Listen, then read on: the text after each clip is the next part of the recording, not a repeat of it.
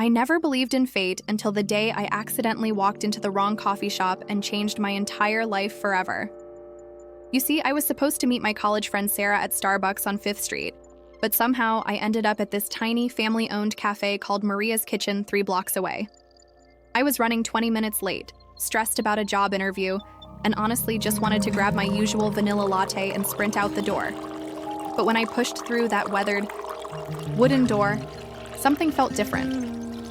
The warm smell of cinnamon and freshly baked bread hit me immediately, and instead of the usual corporate hustle and bustle, I found myself in this cozy little space where an elderly woman was arguing in rapid Spanish with what appeared to be her teenage grandson behind the counter. She was waving a wooden spoon in the air, flour dusted across her dark apron, while the kid just rolled his eyes and continued texting on his phone. I stood there awkwardly for a moment, checking my phone to confirm I was definitely in the wrong place, when the woman looked up and saw me. Her whole face lit up like I was her own grandchild coming home from college. "Mijo, come," she called out, even though we'd never met before in our lives. "You look hungry. Sit down, I make you something special."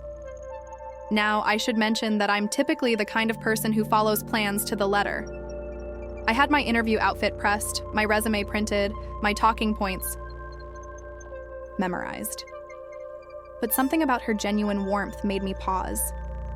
Maybe it was the stress. Maybe it was the way she reminded me of my own grandmother who'd passed away 2 years earlier. But instead of explaining the mix-up and leaving, I found myself sliding into one of the mismatched wooden chairs.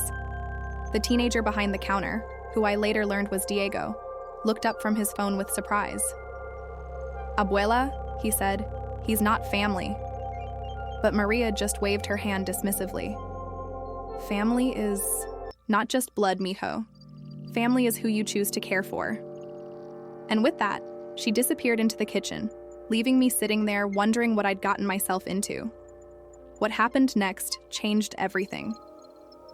Maria emerged with this massive plate of the most incredible food I'd ever smelled. Fresh tamales, rice, and beans that had been simmering all morning, and these little sweet plantains that were caramelized to perfection.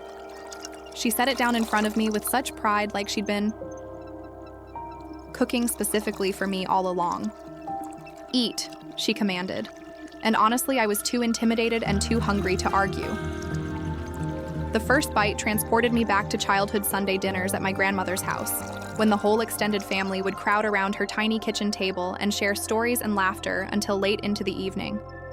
I hadn't realized how much I'd been missing that sense of belonging, especially since moving to this new city where I knew practically nobody. Here I was, a complete stranger, and this woman was treating me like I'd been coming to her cafe for years. As I ate, Maria sat down across from me and started asking questions. Not the superficial small talk you'd expect, but real questions. Where was I from? What brought me to the city? Did I have family here? When I told her about my job interview and how nervous I was about starting over in a place where I didn't know anyone, she nodded knowingly and patted my hand. "You know what your problem is?" she said. "You're trying to do everything alone. Nobody succeeds alone, mijo." Diego, who had been pretending not to listen while wiping down tables, finally chimed in. "My grandmother thinks she can solve everyone's problems with food and unsolicited advice." But he said it with such obvious affection that it made me smile. Maria just laughed and swatted at him playfully. "It worked for your stubborn father, didn't it? And look how he turned out." That's when I learned that this little cafe was more than just a business. It was the heart of their entire family operation. Maria had started it 30 years ago when she first immigrated here with her husband, who had passed away 5 years earlier. Her son Carlos managed the business side while working his day job as a mechanic. Her daughter-in-law helped with the books on weekends, and Diego worked there after school and during summers to save money for college. But what really struck me was how they talked about their regular customers. Mrs. Johnson, who came in every Tuesday for her café con leche and always stayed to chat about her grandchildren. Tommy, the construction worker who stopped by every morning at 6 a.m. sharp for his breakfast burrito and black coffee. The young couple who had their first date at table 3 and now came back every month to celebrate their anniversary. These weren't just customers to Maria, they were her extended family. I ended up staying for 2 hours, completely forgetting about my job interview. By the time I realized what time it was too late to make it across town. I should have been panicked, but somehow I felt more relaxed than I had in months. Maria just shrugged when I told her about the missed interview. If it was meant to be, it would have happened. Sometimes the universe has different plans for us. 3 weeks later, I found myself back at Maria's kitchen. I'd gotten a different job, one that was actually better suited to my skills, and I wanted to thank her for her wisdom that day. But when I walked in, I could immediately tell something was wrong. The usual warmth and energy were missing. Diego was behind the counter looking stressed, and Maria was nowhere to be seen. "She's in the hospital," Diego explained quietly. "Heart problems. The doctors say she needs surgery, but..." He trailed off, and I could see the worry etched across his young face. The cafe felt empty without her larger-than-life presence, and I could tell that Diego was struggling to keep things running while dealing with his own fear and uncertainty. Without really thinking it through, I asked if there was anything I could do to help. Diego looked surprised. "Why would you want to help us? You barely know us." But that wasn't true anymore. Somehow, in the span of one meaningful conversation over tamales and plantains, Maria had made me feel more connected to this place and these people than I'd felt anywhere in years. That evening, I showed up at the cafe with my laptop and helped Diego figure out the scheduling system that had been confusing him. I stayed until closing time, learning how to work the ancient cash register and listening to him share stories about growing up with Maria as his primary caretaker after his parents divorced. I learned that he was planning to study engineering but was terrified about leaving Maria alone to run the cafe. I learned that the family had been struggling financially even before Maria's health scare, and that they were considering selling the place to a chain restaurant that had been making offers. The next day I came back, and then the next day after that. Soon I had settled into a routine where I'd stop by after my regular job to help with whatever needed doing.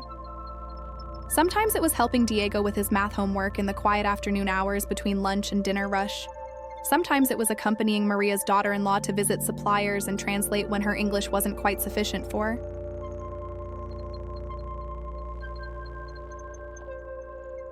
Negotiations.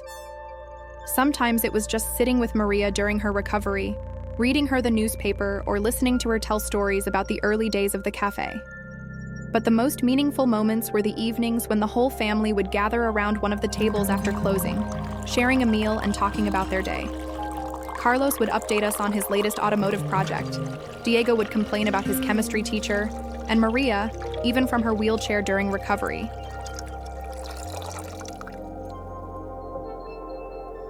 would orchestrate everything with gentle commands and knowing smiles.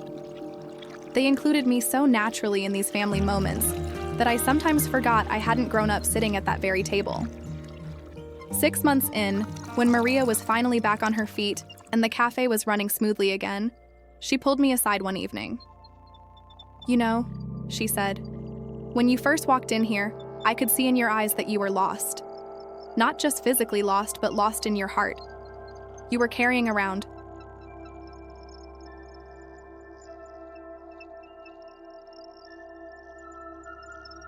this loneliness like a heavy backpack, and it was weighing you down."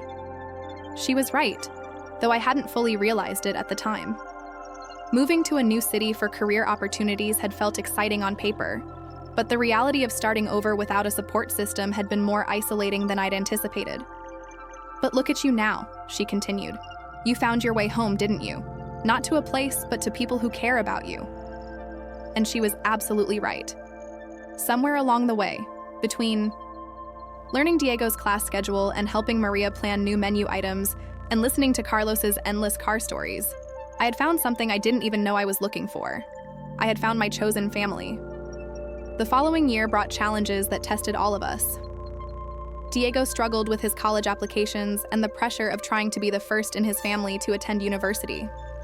Carlos's auto shop faced serious competition from a new chain service center that opened nearby. Maria had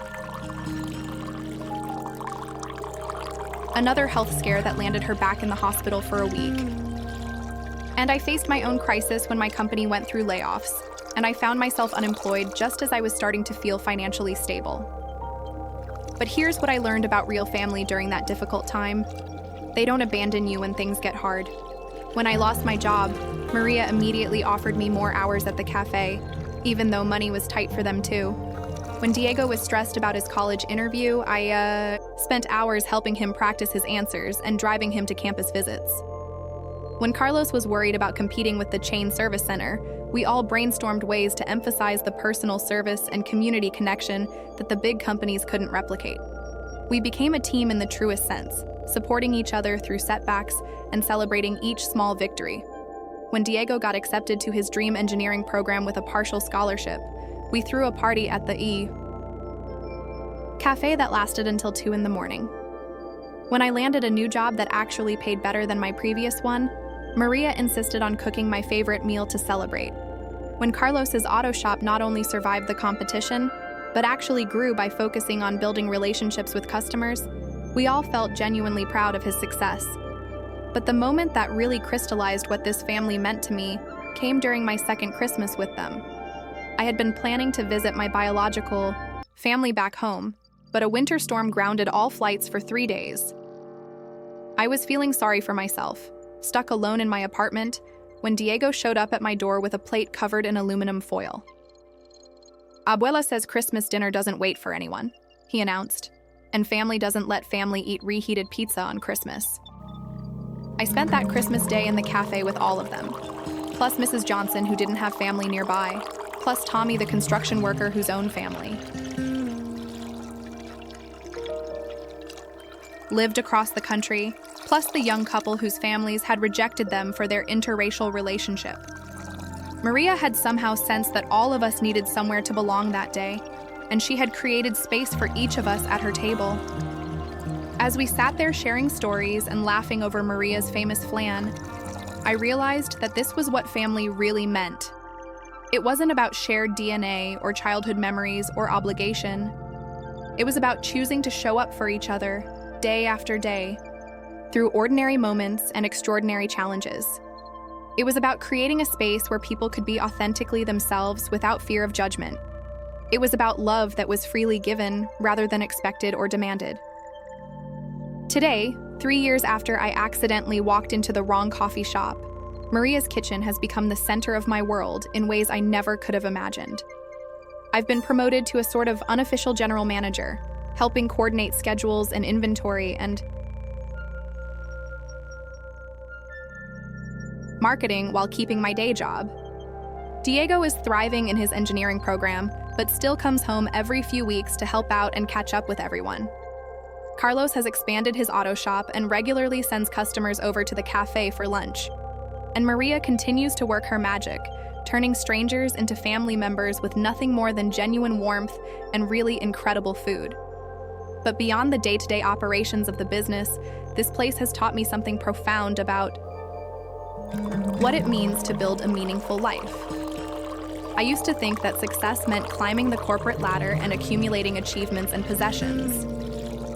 Now I understand that the richest life is one filled with people who know your story, who celebrate your victories, who support you through your struggles, and who love you not for what you can do for them, but simply for who you are. I still think about that morning when I was running late and stressed and ended up in the wrong place entirely. What seemed like a mistake at the time turned out to be the most fortunate wrong turn I've ever made. It led me to discover that family isn't something you're born into. It's something you create, one shared meal and one act of kindness at a time. And sometimes, the family you choose becomes even more precious than the one you started with, because every moment of love and connection is intentional and freely given. Maria always says that the secret ingredient in all her recipes is love, and I used to think that was just something sweet that grandmothers say. But now I understand that she's absolutely right.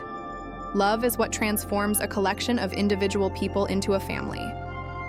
Love is what makes a simple meal feel like a celebration. Love is what gives meaning to our daily routines and strength to face our biggest challenges. And love is what I found the day I walked into the wrong coffee shop and discovered that sometimes getting lost is the only way to find your way home.